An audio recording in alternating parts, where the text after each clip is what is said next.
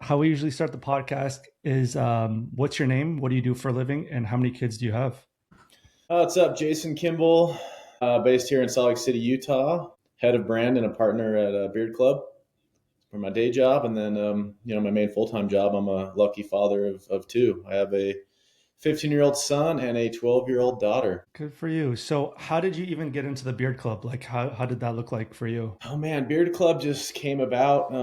I want to say naturally, right? It's like I wasn't really looking for a new job. I got hit up by, a friend of a friend, and then set up some calls and talked to the founders, a couple brothers over there, Brian and Peter, awesome dudes, just kind of hit it off. And then there was a common interesting red thread there. James Harden, is a key investor partner in Beard Club, and I had just happened to work with him, years and years and years ago at Skull Candy, and I'm like, oh man, I had a great time with James then, and he is the beard, so it makes sense. And then they had a lot of really cool, ideas and whatnot to grow the brand. And here we are three plus years later. So, So, what does VP of brand mean for so those who don't know? I mean, it just depends on the day, right? As anything, but I more or less like, oversee, namely like our key outside partners, in visuals and creative and manage relationships with like James,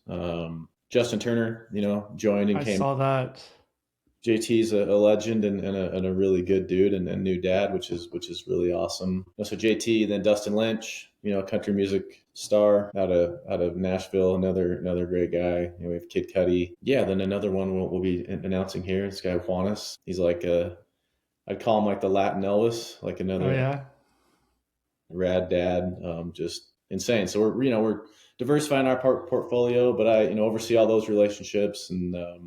Like I said, help with the content and creative and just, building the brand, right? I mean, those guys are our main partners, they're investors and equity partners, but we also have a whole gamut, as you can imagine, of others that we work with and keep dialed, across the sports world and elsewhere. So we're busy and always evolving, and then we have, over the last 18 months, we've diversified into retail, the Targets, the Walmarts of the world. And so we're doing a lot there as well. So it's keeping me and the team busy. What kind of like characteristic traits or skills do you think someone needs to have the job that you do? Man, I mean, my favorite, I always go back to like, never not learning. You always got to, be willing to learn and take the hits and, eyes wide open almost, right? It's like in this day and age, things are changing so fast, especially like on the social media, e-com front. Consumer behaviors, are changing, like how they want stuff. I mean, you've seen it. It's like the last, especially 5, 6 years since COVID, it's just like now, people want now. But I think that's kind of starting to slow down a bit, which is nice. It's like people want more intentional type things, but I just, overall, you just got to be too willing to change and, be open to that because so many people aren't, it's like, it's hard to teach an old dog new tricks.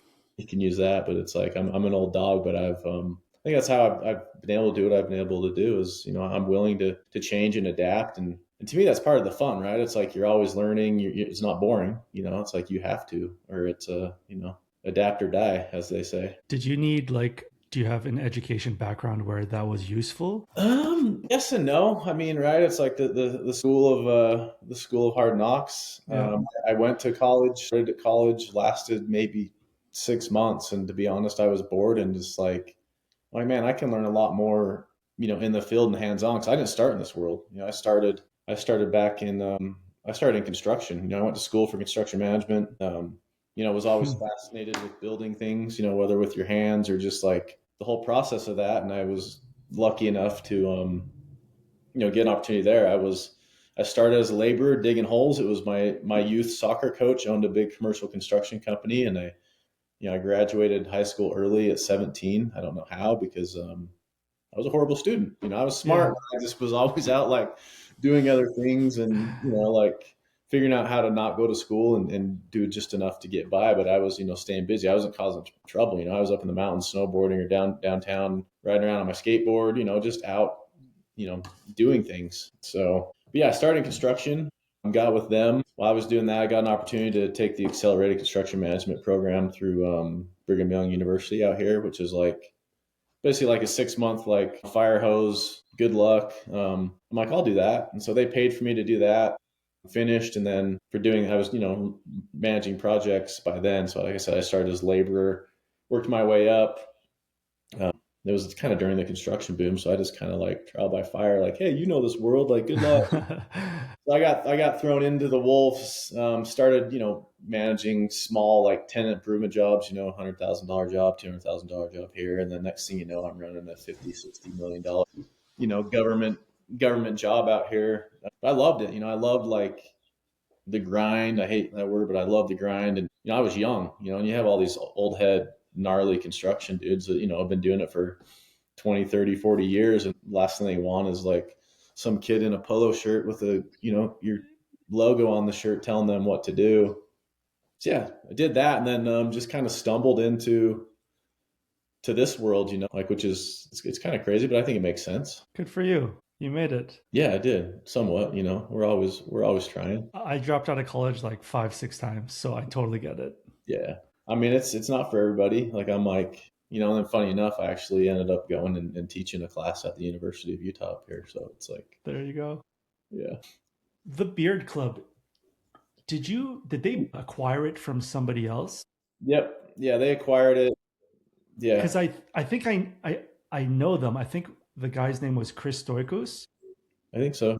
and I knew his brother. We worked at this like club in this little town called Wasaga Beach. So it's kind of a full circle for me to kind of have you here, knowing that I knew the business like 15 years ago when they ran it essentially. Wild, small world. I mean, it's crazy. Yeah, that is pretty.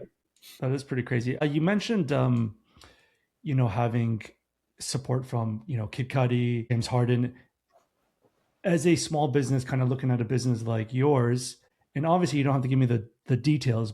How do you know how much equity you need to give to? And obviously it depends what they're going to give you, but how does that usually work? Do you have to give them a large chunk of the Beard Club, or I mean, let's call it a mutual, understanding. Like, obviously it's an open dialogue, right? It's like, hey, you come in, think you're a good fit for this reason. Here's where we're going, and it's like, there's plenty of guys that, I've always tried to not, I call it transactional, right? Where it's just like, hey, give me A, I'll do B, then it's usually, like, see you later, as cheesy as that sounds, but it's like, I've done so much of that in the past, and it just doesn't like pan out in the long run. Granted, there's like times and places to just, the transactional stuff works. So, hey, there's this beat, let's use this guy, and it fits, it's like, again, like, I don't want to get off on a tangent, but we did this thing with Devin Williams, starting to start the MLB season last year. It's a story that we can get into later if you want, but yeah, the equity piece, it's just like, the guys buy into what we're doing, and they want to be a part of it. It's not, I won't say it's some grandiose, like, so-and-so owns a quarter of the business, right? It's like, you have to, there's got to be a good mutual understanding and respect for what we're trying to do, and we've fortunately, have some great guys that get it and understand, like, it's a marathon, not a sprint, right? And this, like I said earlier, in this day and age, it's not getting any easier, right? It's just, retail's a roller coaster. Just because you get stuff on shelf doesn't mean it's going to sell. No matter for sure. how cool your brand is, what dudes are backing it. It's like, you have to, there's a strategy and levers you got to pull, and it all costs money, right? It's like everything just Trust me, I know. everything's getting more expensive. So I try to flip it. I'm like glass half full guy. It's like, okay, we got to get more creative, and then like you find these small wins, and then like those small wins just keep like stacking, right? And it's just like, oh man, okay. Then that's what keeps you motivated, and then you fell fast and you unlock things, and you just kind of keep stacking, and soon enough, like, those little pennies, will start like, Adding growing. up. So yeah. You said it was kind of like non-transactional. Does that mean you guys kind of like shoot the shit with these athletes and just say, hey, this is what we're doing? Or do you go through the agents first? Both, right? It's like, I love to have, personal relationships with the guys. I think it makes more sense. Some of these guys have great agents that have, become great friends, great stewards of our brand. So a mix of both, right? It's like, Justin has a great team at Vayner. Really, really, really good crew there. Haley's kind of like the point there, but Justin and I have a good relationship now. I can call Justin, it's like, I know Haley. Yeah, so Haley's great. That That's whole team's awesome. awesome. It's been a blast, like, growing small with them, but getting more involved in, like, his golf tournament and the charity. Justin and Courtney do so much on that end. It's been fun to, like, be a part of that as much as we can, but also, like, just kind of sit back and see, like, and they put their money where their mouth is and their efforts. Like, it's fascinating to see. And then it's been really cool to see him, like, just light up and, like, have a new energy with Bo around now, and him being a dad has been really cool. So Who's being a dad? Did you mean Justin or somebody Justin, else? yeah, Okay, Justin yes, yes, yes. being a dad now, it's cool to see. So It's a different era, man, that I feel yeah, like we're in with fatherhood and stuff like that. yeah, and you even see James now. Like, so many people didn't know James was a father, and it's like now that you kind of put that out there, it's you're seeing the other side of him, which humanizes him more. Like the guy's like, that dude's an absolute legend. 17th year in the league right now, and he is like, you know, better be an outright all star this year, because he's crushing, and and right now, like, the Clippers are on an up and up, but he hasn't been getting much help, the first part of the year, but now they're starting to click, and he's having, more fun than I think he's had in a really long time, and to do it at his rate, it's fun to watch, and fun to, support from afar, and then see what he's done with Adidas. Like, he just launched his 10th signature shoe, and yeah, dude, that guy's a businessman, which is, I've learned from him, just like, seeing what he does. Yeah, it's pretty impressive seeing like the roster of athletes and celebrities kind of endorsing the Beard Club. Yeah, I mean, it's been a blast, and like, this year we hope to be able to get some of these guys in each other's,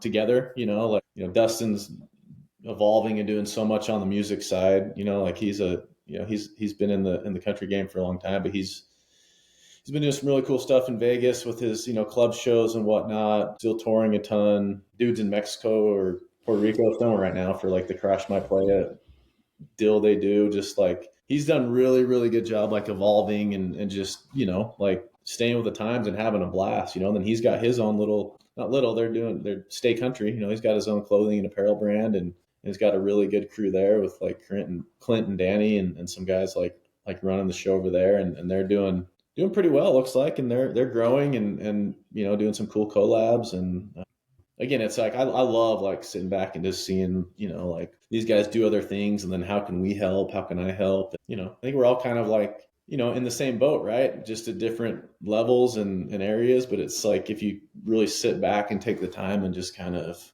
everybody is kind of, like, in the same lane, right? So it's like, how can we help each other? Like, how can we generally, like, help each other Sure. along, which I think is fun. It's like, and that's how it should be. But there is so much, like, on the other side where it's like, how it is. Like, people are just like, oh, screw you. It's like, I got my own thing. I'm not gonna worry about what you're doing. I get it. It's cutthroat, I feel like a little bit. Yeah. Yeah, and I think, like, but that to me, like, helps weed out, like, those that, like, aren't in it for the right reasons, or don't, at the end of the day, they don't really give a shit about what you're That's doing. true. And that doesn't mean, like, I think dudes are different, right? It's like, we can go 6 months without talking to a homie, and it's just like, you run into him, and it's just like, you saw him yesterday, Easy to and catch up. Yeah, yeah.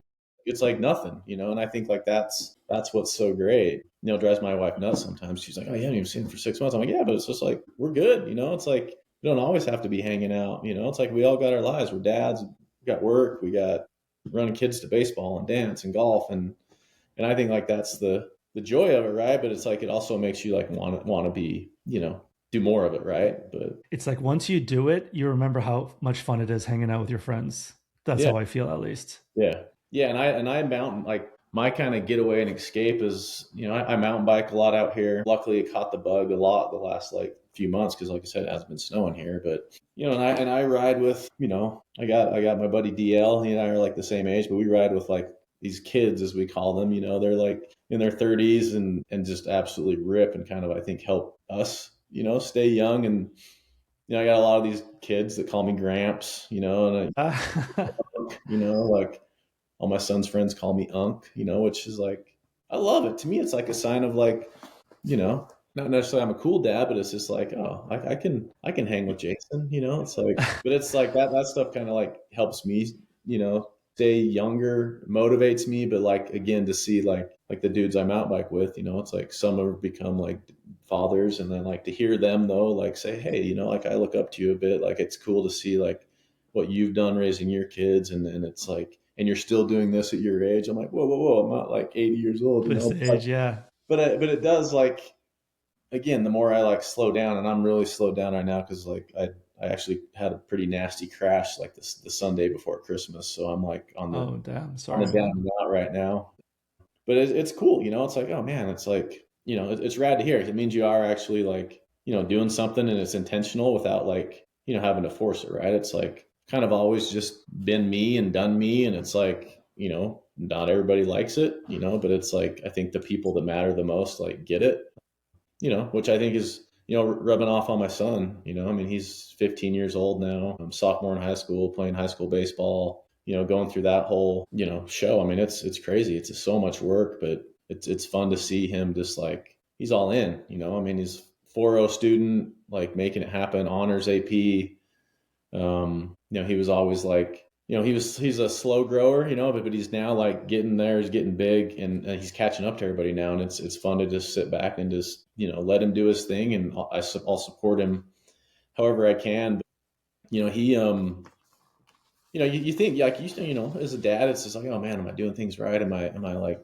am I setting a good example? And, I had a birthday back in October, and he's this teenage boy. He's like, oh, whatever, dad, like cool. But, he said something to me like that he loves like how I'm just me.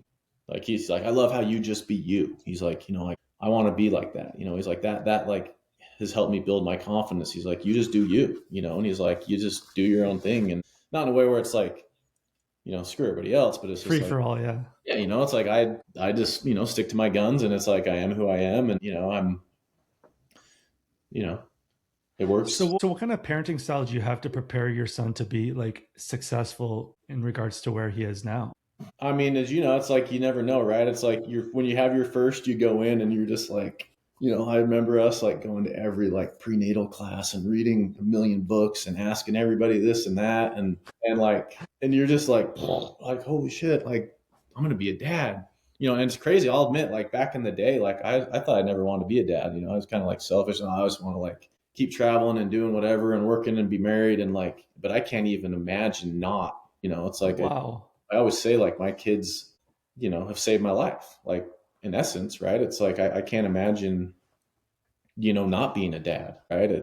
And my kids come first. Some people don't agree with that, but to me, my kids come first. It's like it is what it is. But back to like crew, man, I don't know. It's like I remember like when he showed up, like all that shit, all those books and all those classes, it just went out the window, right? It's like you just kind of like you just figure it out, right? And I remember, you get home and you're just like, oh man, everybody told us to like do this and do that, and it's like you find what works and what doesn't work. It's like you're gonna fail a lot, and I think like the older they get, I was a soccer kid growing up. So it's like I played soccer, lived and breathed soccer. All our family trips were soccer. So I'm like, oh, my kids are playing soccer, and so as soon as he could like, soccer and ride bikes, and he was pedaling a bike at like 1.5, 2 years old. So I was like, oh, this is cool. Like he can rip around the neighborhood with me. And then, but as soon as like he was old enough to start playing soccer, I just threw him into soccer, so like a little rec ball, whatever. But I could tell by 5 or 6 that he was just like, this is Not into it? not into it, and I'm just like, oh, come on, dude, this is like what I did. I You know, guess I have to have another kid and try to try again. but this is what I did. So that's all I knew, and it's like, Yeah. to be honest, like I made, not made fun, but I was like jabbed all my friends that played baseball. And I was just like, oh, it's the only sport you can play while sleeping. It's like you just stand there and like maybe we'll get a ball once, a game in the outfield or whatever. And now being like a full blown baseball dad, I'm like, dude, that is like baseball is like legit hard. To me, it's the hardest sport to play. I've learned so much about it now.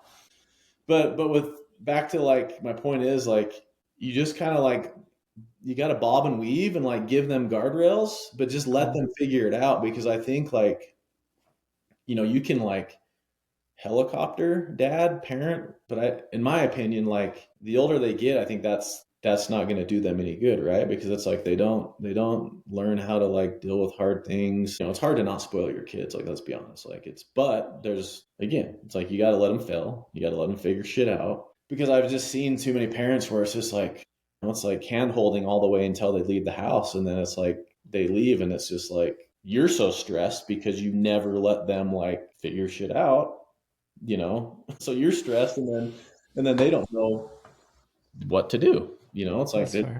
what do I do?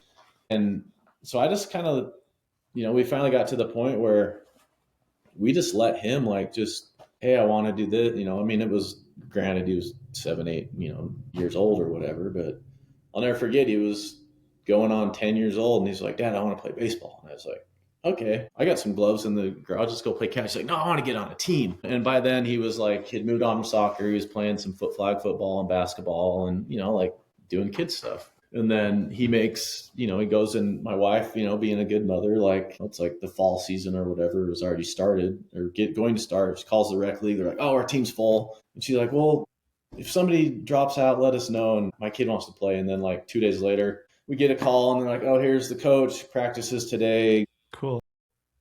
And, fast forward, granted, he was 10 at this time. Fast forward 5 years, and like I said, he's playing high school baseball, has figured it out. Luckily, that first coach was like an amazing, amazing dude who's still like, Crew's still playing baseball with his son on the high school team now, and still is coached by him, on some other leagues and whatnot. But my point is, it's just like, I would have never in a million years thought that my kid was going to like be obsessed and loving baseball and, having a goal to go play, in college, and just like keep it going, and it's been a blast. And you got my daughter on the other side where it's like, my wife did ballet, dance. It's like, oh, my daughter's going to dance. My daughter's going to do ballet. I got mini me. Like, I can't wait to do this. My daughter's 12 and just first year in middle school, and got sick of dance like 3 years ago. Came home and was just like, hey, Mom, this is boring. I don't like it. I'm bored. It's like, and I'm just like, but then on the backside of me, I'm just like sad because I sat at, I can't tell you how many like dance recitals, and I'm like in the crowd, like, Okay. crying and just like, oh, that's my girl. And my daughter and I have such like, I think, a unique, like girl dad like relationship. It's like, it's not any more than my son, but I don't know if you like, It's different. I have different. a girl too. That's like, Totally. it's It's like different. And I love it. But now she's like, she got into rock climbing, which was super random. She's like, Dad, I want to rock climb. And I'm like, what have you been watching? Like Ninja Warrior Kids? Are you watching Tom Cruise like Mission Impossible Yeah. movies or So what? like, luckily in Utah, there's plenty of that stuff to do. And we signed her up at the local climbing gym, and she was like going there 2 days a week. And it was awesome because it goes back to my like letting your kids figure it out. I mean, she was 9 years old and you're just dropping her off because they don't want it's a part of like building confidence and like, you can do this, and so you just drop your kid off for 2 hours, and then you come back the last, I'd always come back a little early. I could sneak in and like, get my Dad's got to take pictures, it's like I they get hate it. you taking pictures, but they'll appreciate it later. And so she got way into that. And then she had a little like mishap and she fell off the wall and fully snapped her arm, had to get pins.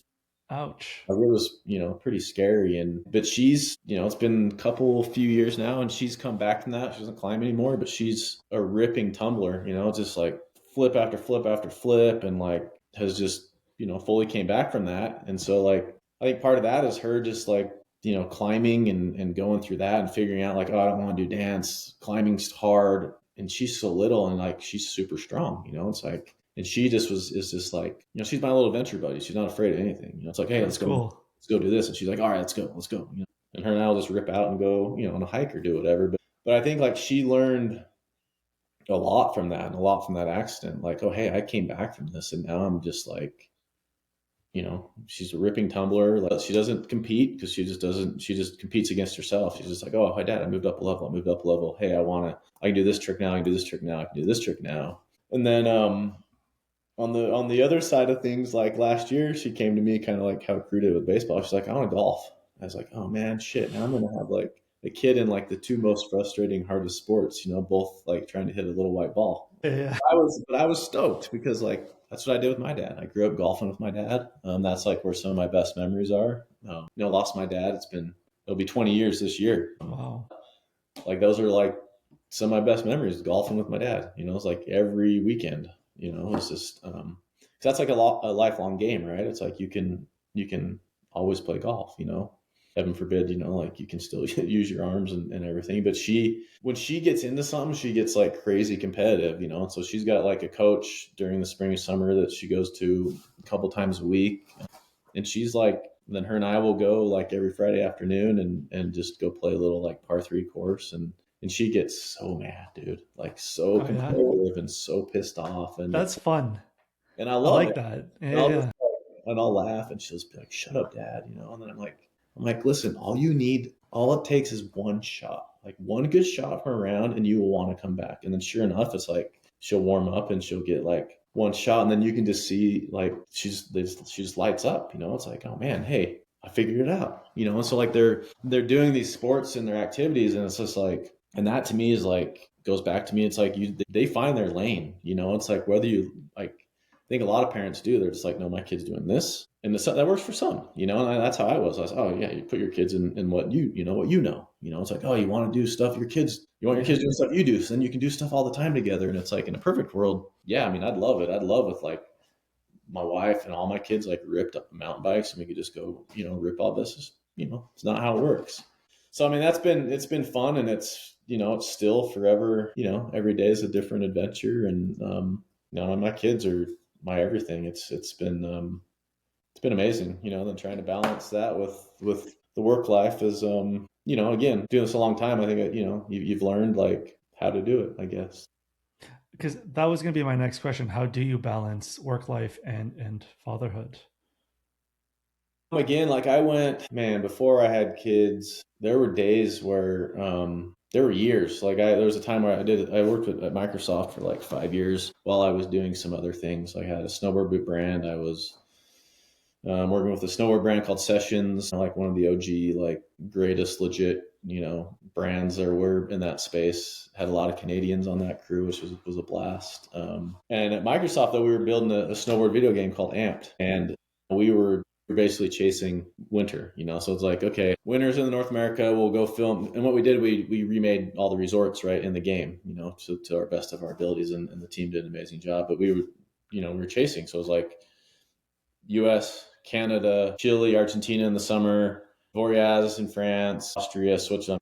Got to travel the world. I mean, on somebody else's time. Amazing. Japan, Korea, I mean, everywhere. Bulgaria, you name it. Cool. I was gone 200 plus days, a year at the height of it. And it's just like, you look back and you're like, oh, it's so cool. Like, you're a million miler. It's like awesome, and then you get older and you're just like, you get like kind of analytical. You're like, man, I bet there's a formula where I can figure out like, okay, I've flown this many miles. That's like cost me this many, days of my life, right? And travel was like had crew in that year. I actually had the year he was born. I had another really bad mountain bike accident. They seem to happen like every 10 years. But this was on a dirt bike. I crashed my dirt bike, had a traumatic brain injury, bleeding on the brain. Wow. I lost 75% movement of the right side of my body. Luckily, it's all back. I'm good now, obviously, but I don't remember like the first 6-8 months of his life being around, so it's like kudos to my wife. Like she had to deal with, like me being off my rocker and then like raising a kid. She must have loved that. Yeah, but like I loved the opportunities and the jobs I had, and like Microsoft was an amazing time. And then I Skull Candy. I was just gone a lot, right? And then you have kids, and you start to realize like, man, I don't want to be. It's not a perfect world, right? But it's like in my mind, I'm like, how can I like put myself in a position where it may cost you a lot of money or whatever money in the long run, but like I got to the point where I'm like, man, time is so much more valuable to me than money. It's like you can't get time back. It's like you can always make more money. It's like you can always figure that out, right? It's like my dad used to always say, if you want it bad enough, you'll figure it out and find a way. And like, and that's kind of how I live it now. It's like, man, I'm not going to be gone. And I can't remember when it was, but it's like, man, it's probably been like 7 or 8 years now. But I told my wife, I'm like, I'm going to go an entire year without traveling for work, not one flight. And then we're going to celebrate, and we're going to take the kids to Disneyland. And she was just like, yeah. She was just like, yeah, whatever. And I did it. I hit it. It's like, oh man, I went a whole year not traveling for work. It probably cost me some opportunity, but I don't regret it, right? It's like, and then we went, I took both kids. I'm like, let's go to Disneyland. It was our first time. Um, And after that, it's like, again, it's like I'm fortunate because I think I've done a really good job with like, fortunate enough I get to take my kids to school every day or pick them up. Like, Cool. and the more you do it and you see, like, I think it means something to the kids, right? You start to get, these non-negotiables per se. And again, it's like, it's not always going to happen, but I'll take free time over money any day of the week, just, so I can be around my kids more, right? It's like you always hear, oh man, it goes by so fast, it goes by so fast, and it's just like, yeah, whatever. But no, it does. It's like I got a kid in high school and middle school now, and in 3 more years, two more years, like crew, my son's like gonna be off to college, and it's just like, and he's old enough now where it's like they're both old enough now where it's like there's weekend nights where it's either like we have 10, 12 kids here at the house, which like I love, I love when like I love that the kids, their friends like to be here and don't, That's mind the cool. parents and like, so I try to like create an environment and a atmosphere here where like the kids want to come hang out here. They feel comfortable, they feel welcome, they know they can go raid the pantry. It's like if your parents don't let you eat sugar, come eat sugar at my house. Like where the snacks are. Like easy on the energy drinks. Like, Yeah. and they know, and I think like we've done a good job with that. But then there's the other weekends where they have really great friends with great families, and they're off at other houses, and it's kind of like this within the last year kind of really started to hit the wife and I. It's like there was some times where it's like we've been sitting on the couch on a Friday night watching a movie, and like my wife will just be weeping, and it's not because of the movie, it's just like she's like, my babies are gone. It's just like Ah. weird. Like I can't get used to it. So yeah, I mean, kids like they're like I said, they're everything. They're a lot of work, but man, I wouldn't change it for the world. Two questions. Do you work from home, and how's the corporate or company culture at Beard Club? Yeah, I work from home. Luckily, like Beard Club, like I said, I'm in Utah. Beard Club's in OG headquarters are in New Jersey, but we have a really good structure. The team's kind of spread out. We do have like a core, like our ACOM group. We do have a satellite office in the city, in New York City, that the team comes to 3 or 4 times a week. But it's worked well, really good. Like, Slack, text, phone. It's like everybody's like, always available. We have a small team. Like we're a lot smaller than I think people realize. What's small? I mean, I'd say we're hovering 15, 20 full-time people. And Cool. then obviously we outsource some stuff depending on what's going on. Yeah, lean and mean. It's kind of how I like it that way too, because I've worked for bigger corporations. Worked for companies that got acquired by bigger corporations, and it's like things aren't going to change, and then 3 months down the road, you're like, oh shit, like here we go. So, So what's like the main goal and vision of Beard Club? Like, are you able to share that with us? yeah, I mean, like the goal is with any business, right? Is like you want to build something that you're proud of and can hang your hat on. Then ultimately get to the point where it's like let's sell it, let's do an acquisition, let's have a merger. It's like we've done all we can do. So like, how do we help the brand keep going, right? And like build on like what we as a team have built. And we've learned a lot. Like I said, the founders and the core team did a killer job of the foundation. And right now we're working on like not just right now, but like we have some really cool product innovation coming in the next 2 3 months with some other segments that we've identified. Right? It's like you learn a lot with like on Amazon, and retail has been eye opening, and then your own D2C, and then feedback from the partners. It's like we're doing some fun stuff with the partners right now. We're coming out with some of their own like little signature scents, That's which cool. be fun. Like Justin's got a diamond pine, like a little bit of pine scent in there. Like he wanted to go full pine tar, but I'm like, bro, like pine tar stinks, dude. Like you can't go full pine tar. So we'll keep it like somewhat woodsy. Just evolving, and then again, like getting it to the point where it's like everybody's proud and stoked. Like, man, that was a hell of a ride. Like, like let's take it to the next step, and that could be an acquisition, that could be a merger at some point. It's like I think that's like the goal with any business, but then it's hard on the flip side, right? It's like, man, this is like my baby. It's like, do I want to, as a kid, do I want to see it go? But it's like you learn, right? It's like it's almost like raising a kid, right? It's like you've built this business and this brand, and it's you got to like let it spread its Let it wings, go. right? So What kind of advice could you give me being a single person, building this Yeah. brand. And I'm having a hard time with capital. Yeah. And this is so January, I thought it was going to be a slow month, but I ran ads, and I ran not a lot, but for me who doesn't have that much capital, I ran $100 US dollars a day. And within like 13 days, I was generated like a decent amount of revenue, like $5,000. And then all of a sudden yesterday, no sales, no nothing. And my problem is the cost of the ads are taking away all of my profit margins from the product. And I'm hoping that I acquired a customer for the next time I have a product. I guess my question is, for some reason, I'm scared to take out loans. Yeah. I inject money I'm a full-time DJ. Yeah. So I use that money for the company. I work a full-time job. I only take like $200 from our like family money to Yeah. put Yeah. towards Daddy Day Club. And then I have the revenue coming in from Daddy Day Club, which is nothing even that crazy. I have so many ideas. But they require money. And sometimes I don't want to put myself in a position where I'm okay being like 10K in debt. Now my next step is I don't know if I want to be 20K in debt, even if it's temporary. Yeah. Yeah. I mean, I've been there. I mean, I've dabbled with a lot of my own little small brands, like looks like you're doing like, you've made a lot of rad stuff. Kudos to you for doing it yourself.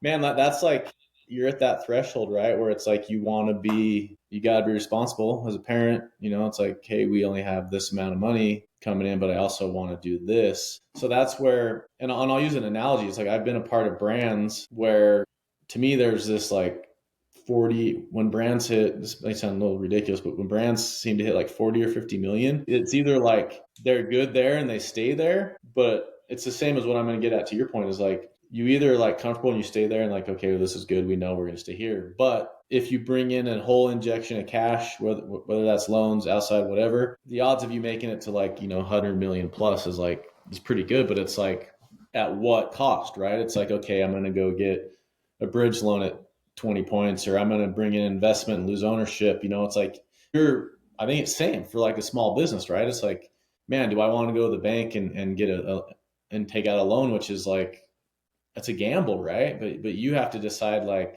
okay, am I good just kind of doing it as a hobby, or is this going to become like, do you want it to become like the next, I want this to be my job and I'm still like moonlighting as a DJ, it's like, and and and working a 9 to 5. there's no like, I don't think there's a right or wrong answer or a crystal ball or whatever you want to say, but it's like, you just have to decide like, man, and I think you're pretty passionate about this. Like I've seen it, it's like you're passionate about being a dad. I mean, you've seen there's other brands out there that are doing it, but I love that you have this outlet too, and you're meeting some cool people, and you've done. I think you're off to a good start with the podcast. I don't know, man. It's like you just gotta like everything's a roll of the dice, right? It's like I mentioned earlier, like I was working for Microsoft, like billion massive company, and we were crushing it, and we were like, we had a studio of 100 plus people here in Salt Lake, and I'll never forget. Went to the office one day, and the doors were chained shut. No warning. Like no warning. They had sold the studio, and like the people that bought us were just like, no, we're done. Thanks. But I think you're still small enough that you got to take a little bit of a risk on yourself, you got to, again, as cheesy as it sounds, it's like I've always been a risk taker, it like drives my wife nuts. It's like, whether it's like I'm taking risks like in the mountains or professionally, it's like I'll always like we'll call it calculated risks, right? It's like, because now being a father, it's like you never want to put your Of family, course. I mean, financially, whatever, but you also have to take care of yourself first before you can take care of anybody else, right? And so like you need to like make sure your cup's full and you're stoked on what you're doing, because like that's going to affect like everything else you're doing, your home life, your friends, your other family. Again, no perfect, I'm like preaching to the choir probably, and it's like, and I got to do a better job myself, but it's just like, I don't know. I think you should like, take the risk a little bit. I think what was like a stopping stone for me was I thought more people they do resonate with the brand, but not to the point where they're making a purchase. Yeah. Which is kind of been a shock for me, because I keep having to acquire new customers, and it seems like I don't rely on friends to like support, and Yeah. I don't expect that they have to. It's too much social capital, too much emotional capital for everybody to always like your stuff, comment, and all that stuff. But I guess I don't understand why there isn't. I feel like I should be selling more. I feel like I should be having. There's people out there with these little brands that you see their Instagram. They're have 1,000 orders. Like I think my first year I sold like 20 pieces, and even last year I think we did 300. But that's not enough for me to keep afloat. You know what I mean? Yeah. So it's kind of just a So are most, reality check. yeah, are most of your sales in Canada? Yeah, and the Okay. whole tariff thing screwed us Yeah, up that's big where I time. was like, I didn't think about that till now. Like, because even like the flip side, right? It's like for us to ship anything to Canada, it's crazy. So it almost like, And people yeah, expect free shipping, and then if they yeah, need it returned, and for a small business that eats up every single dollar, I lose money yeah, essentially. And people don't understand that. They're comparing you to like an Amazon where it's free shipping, free returns, hassle free, but it's like if you want this specialty product, it doesn't really work like that, not at this stage at least. yeah. Have you looked at like a U.S. partner? You know, like some of the U.S. to like, that's because again, there's so many people, and it's going to take time, but like that resonate with what you're building and what you're doing, but it's just going to take like the right, you Yeah. know, it'll be that aha moment, like, oh, hey, I get what you're doing. I have, naturally, I'm into like putting in X amount of dollars, right? Like, let's see what we can do here. Do you guys have a big marketing budget at Beard Club? Not as big as I think people think, right? Compared to our, because keep in mind, like we're competing, we're a small independent brand competing against the P&Gs and the Unilevers and like these people running Super Bowl ads, right? So we've just had to get creative. We have a decent budget for our size, but it's like, to your point, it's like there's times where it's like, oh man, we barely broke even, because the ads, and it changes every day, like you can put all your eggs in the meta basket, and it's like, to your point, it's like, oh man, I brought in all this traffic, I had X amount of sales, and then like the next day it's just like nothing. And that could be like something you don't see, like maybe they had some issues in the back end, meta wasn't working, Shopify is broken, and I've had friends with small brands that like a few days down is like killed them, like done, the business is done, Shopify was broken, meta was broken, so And like, their fees alone, like Shopify kills me. Like every time they want to take a transactional fee, a US transactional fee, like it just never, everyone is eating except me, is how I yeah, feel. yeah, yeah. And then as a small upstart, like, yeah, again, that goes back to like, how's your mental capacity? Is it like, Full. yeah, right. And I rightfully so, right? It's like, it's hard enough, like being a dad, having your day job, and then having the mental capacity and time to be the best you can be at those things, having this passion project that like, man, is it worth it?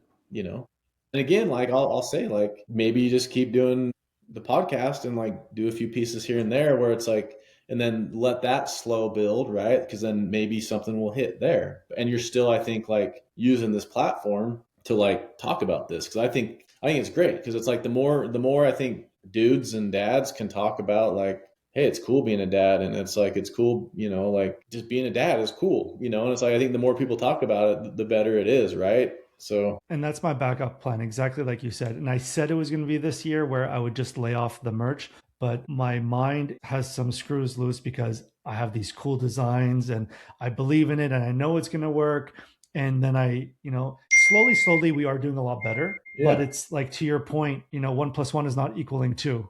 no, It's equaling minus dollars and yeah, me packing orders in the middle of the night for $5 profit, if yeah, that, you know what I mean? So I do get it. And that is good advice that yeah. And I I think, need to hear. yeah, I mean, I'll use my dad again, because it's like, growing up, you think your parents don't know anything, and then the older you get, you're just like, oh, I remember my dad used to say this, and like the old Kenny Rogers, you know, like know when to hold him, know when to fold him, know when to walk away, know when to run. The gambler. It's like I think that's like the best advice, and it's like I always go there. I'll use it with my teams now. I'm like, okay, guys, it's time for Kenny Rogers. Which means like, hey, we're pulling the plug. It's just like, and honestly, there's no like, you don't need to like, there's nothing wrong with that. To me, it's like it takes more like balls and whatnot to be like, to know like, hey, this isn't working. So like, I'm either gonna like pull the Pull plug, the plug. or I'm gonna just like adapt. And it's like I'm gonna maybe pull the plug or turn the faucet from like fire hose to like a drip, and I'm gonna do the podcast. I'm gonna keep having fun with them and keep meeting rad people. More people are gonna see Daddy Day Club, and then there might be a time where it's like, okay, I'm gonna turn the faucet back on. You know, but I Fair. think like don't, because if you're burning yourself out and like crushing yourself over it, like what's the point, right? Like that Agreed. defeats the purpose of what you're trying to do. So like Spot on, man.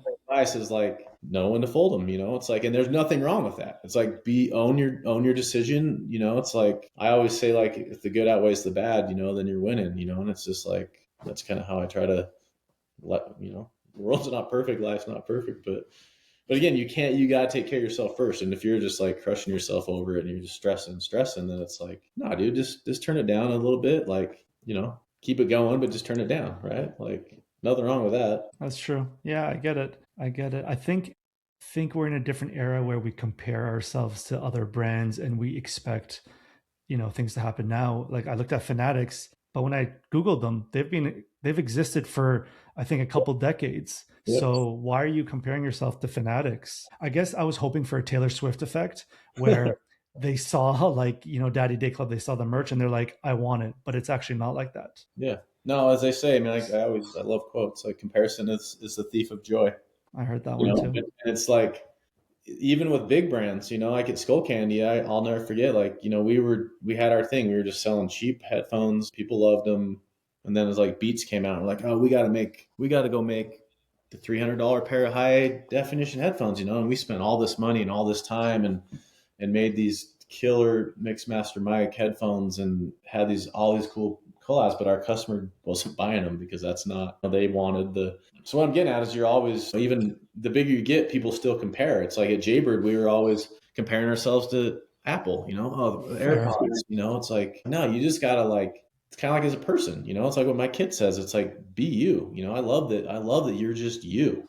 It's like, you can't be all things to all people, so it's Just like, be you. just be you, do you. And it's like, let the chips fall, like worry about what you can control, and I think that's the hardest part for me as an adult is like, and I think I've done a lot better job of it the last couple of years is like, man, I used to stress about the littlest, dumbest things. And then I finally was just like, man, there's nothing I can do about that. So it's like, I got to chill the F out because I'm like, I'm crushing myself. I'm in a bad mood. Like my kids are telling me to chill out. My wife's like, you need to like I, go on a I bike get ride it. out of here, So Go take a boot and come back. yeah, right.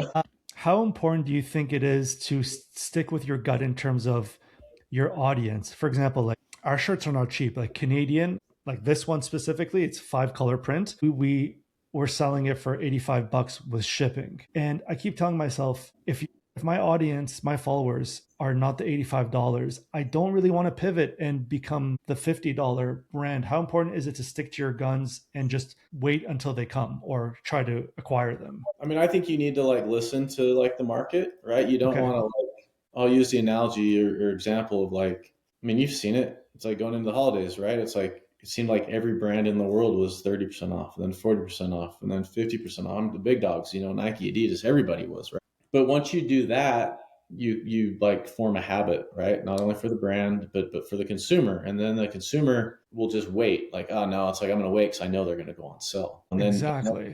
And then it's like, then you as a consumer, then you as a business, you're just like, oh man, okay, it's been 20 days this month. I'm not selling anything. We'll make up a sale. It's the whatever end of winter, 40% off. So it's like you either like have to stick to your guns, and then it's like, but it's a very slow burn, right? But then like that slow burn like adds up, right? Because then you've set this precedent. You've become like a premier brand. You're not discounting.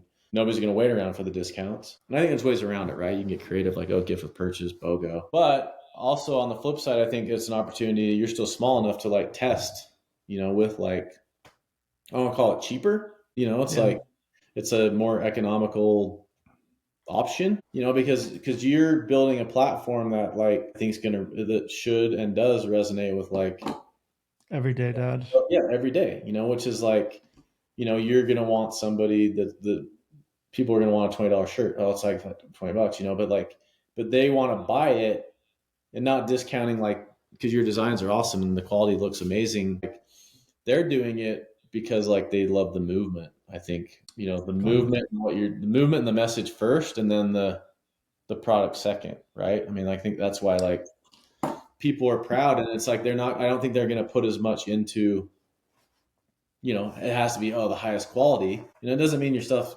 make lower For quality. sure. But you get what I'm saying? It's like, it's more about, I think what you're building, it's more about the message and the meaning, right? Than it Very is like, true. an $80 sweatshirt versus a $20 sweatshirt. Fair enough.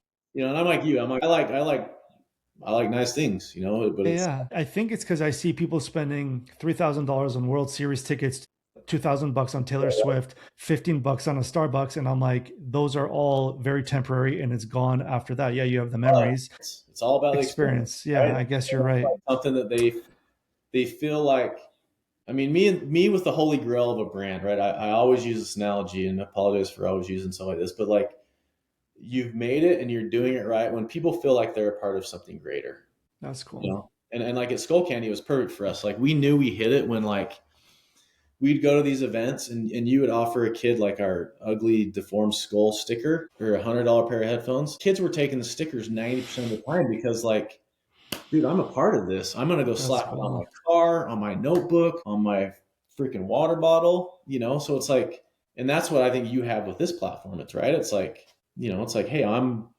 to be a part of this club. You know, it's Yeah. like how can I? What's my barrier of entry? You know, is it a can I get a $10 shirt? Oh, here's a Yeah. nicer premium one. It's like I'm in, I'm invested. It's like I'm gonna try, I'm gonna save up, and now I'm gonna go, you know, pop in and get the $80 tee. You know what I'm I saying? had I had to create Daddy Day Club because I couldn't get into the beard club. I'm gonna tell you a quick funny story. When I was in grade 9, I had this grade 10 kid this Italian kid who shared, I guess, a space with us, and he had a full beard. And I'm like, I can't wait till I'm in grade 10. I'm gonna have a beard, and I'm 39 and I still cannot grow a beard if my life depended on it. So I'm gonna send you up like our big one of our biggest, you know, segments for us is growth. So yeah, I'll I'd send need you some steroids or something, man, because I don't know. I'll get you on our growth plan and get you. I'm going to leave you with 2 questions. If you can have anyone perform at your wedding, dead or alive, who would it be? Holy cow! For my wedding, man, I would say Beastie Boys. Cool. I was fortunate enough to I got to snowboard a few times with Adam Yonch, MCA from Beastie Boys, and just like loved, you know, the conversation I got to have with him because anytime we would sit in the snowcat, it was never about like, you know, the music industry or snowboarding industry. It was always he was always like talking about his family and his kids and like, That's cool. you know, like life. And so, and that's like left a, obviously it's been years and years, but that's left a pretty big, and the music's great. And it'd just be like, I don't like traditional things, you know? So, Sure. you know, I was going to say like, you know, let's bring in Drake, you know, for you guys, like for the kids, you know, but it's like, no, I'm going to stick with my, Forget the kids. and I'm like, I'm a, I'm a country guy at heart, but I'm also like an old school legit hip hop when it was good guy. So yeah, Beastie Boys for sure. You give me like Tony Hawk era vibes. Yeah. I mean, that's like about where I'm at. Yeah. Yeah. Yeah. Last question. If you can have anyone from your circle be on the Daddy Day Club podcast, who do you think would be a good fit? I mean, I'll go right to Justin, man. Like JT's, like, Turner? yeah, I yeah. don't know. That's a hard one for me to convince him to come on the podcast.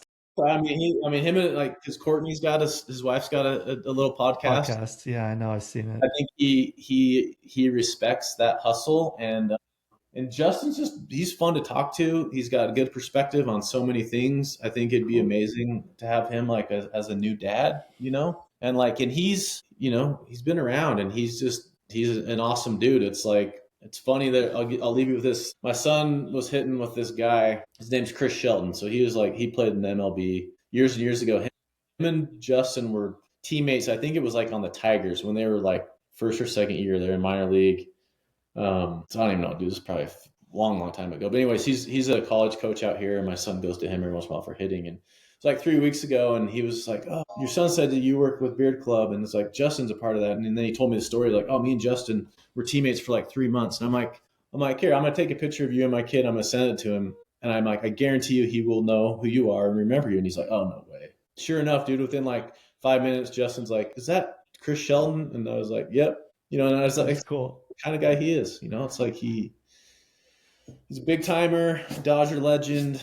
You know, Toronto. Like that, the Yeah. last shoot I actually did, our last shoot we did with him was when he was a Blue Jay. We went up to Toronto and Oh, went and that's shot cool. with him up there, and then he actually hit 2 home runs that night. Like There it you was go. We need you to come to Toronto more often. so. Jason, man, thank you so much for coming on the podcast. It was honestly a blast. I loved it. Likewise, man. It's fun. I'm glad we finally made it happen, and yeah, keep doing your thing and reach out anytime. I'm stoked to help you out however I can. Appreciate it.